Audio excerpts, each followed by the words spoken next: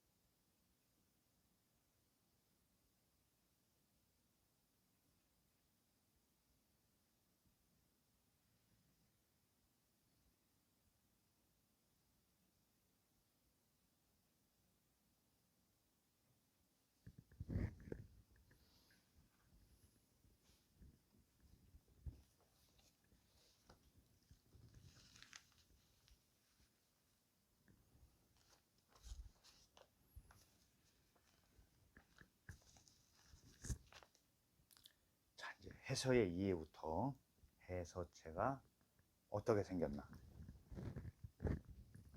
삽일교자죠.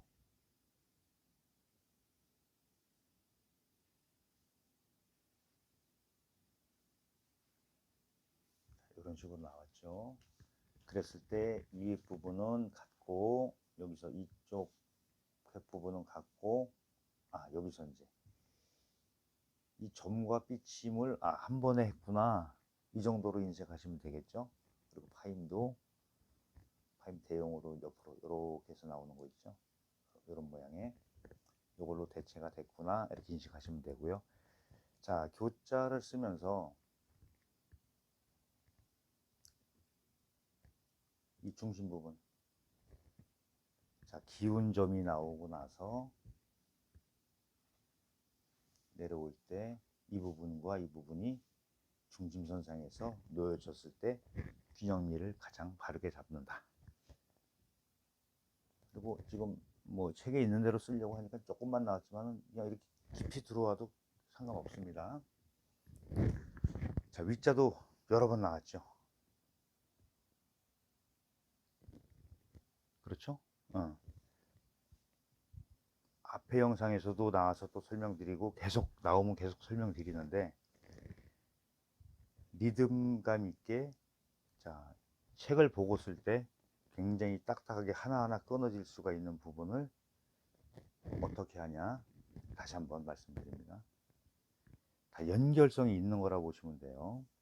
여기서 이렇게 그렇죠? 이렇게 끝나는 게 아니고 이렇게 왔어요. 이렇게 길이 이렇게 이어집니다.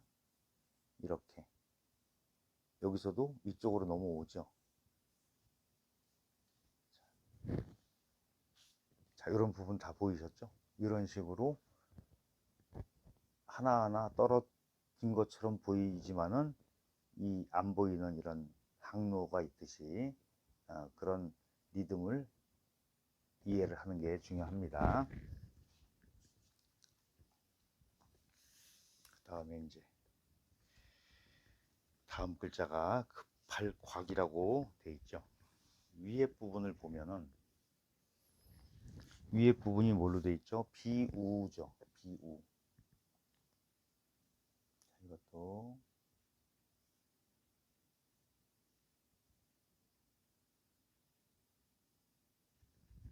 이렇게 되어 있죠. 비우 머리로 왔을 때. 자, 이거를 여기 점 있는 부분을 어떻게 처리했나? 자, 거의 뭐 그냥 한일자 건너오듯이 이렇게 했지만은 이해를 돕기 위해서 살짝 힘을 빼서 이렇게 써봤습니다. 그랬을 때 위에 부분이 정확하게 인식하는데 도움을 드리겠죠. 그래서 비우자입니다. 밑에 부분이 세추. 자, 이렇게 해서 이것도 실적으로 연결이 된다 그러면 더 이쪽에서 한 번에 쓰는 것도 있겠죠. 자, 여기서 예를 들어서 내가 이제 곽자를 쓴다 그러면 여기서 한 번에 이렇게 나와도 괜찮겠죠. 여기서 다시 한번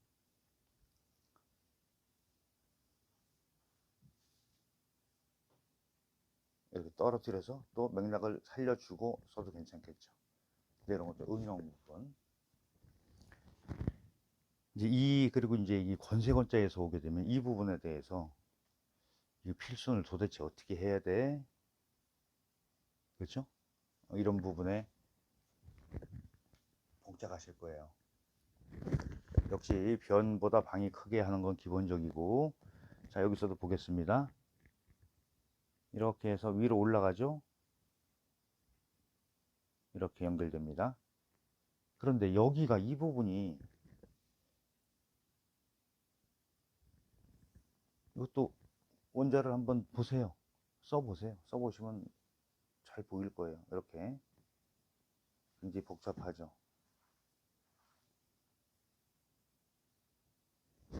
이렇게 썼습니다. 이 부분을 이렇게 처리를 했어요. 그러니까는 위에 부분, 이 초도 부분이 어떻게 변했고 여기라고 보시면 되고 입구 부분은 요거라고 보시면 되고 나머지 부분을 세추로 보면 되겠죠. 자, 이제 저 같은 경우는 여기서 어떻게 해석을 했냐면 이렇게 하고 전부터 찍었어요. 내려놓고 여기서 이렇게 연결성 있게 해봤습니다. 이제 그 행서에서는 조형성을 위해서 일반적으로 우리가 필순이 이렇다는 것을 조금 다른 방향으로 해석을 해서 이제 바꿀 수가 있어요. 순서를 그렇게 이해를 하시면 좋을 것 같습니다. 그 다음에 이쪽 부분에서 이제 찌를 충 이것도 위자랑 같다고 보시면 돼요. 위자랑 같게 보시면 되는데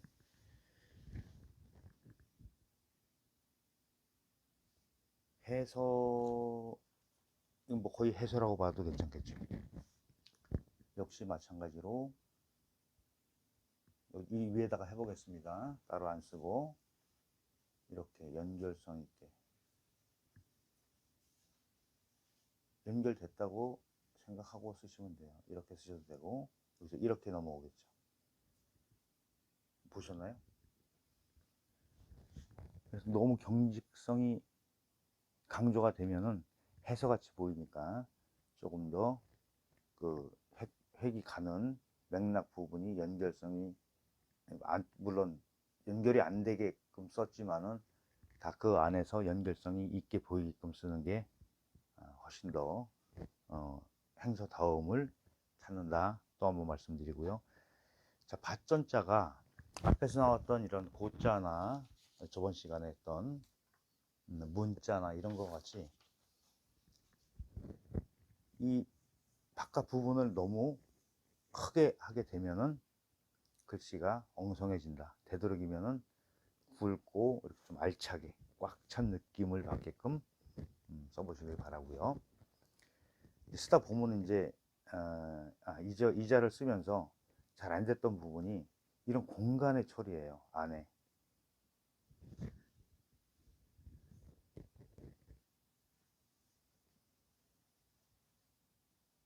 한쪽으로 치우친다든가 아니면 너무 막 이렇게 크게 해서 여기가 뭉그러진다든가 이런 부분 오히려 획이 적은 글자일수록 그런 좀 섬세함이 더 요구가 된다. 이렇게 말씀드릴 수 있고요. 그 다음에 이제 구멍 두 자가 나오는데 여기서는 해서라는 개념을 다시 한번 강조를 안 할 수가 없네요. 이 위에 부분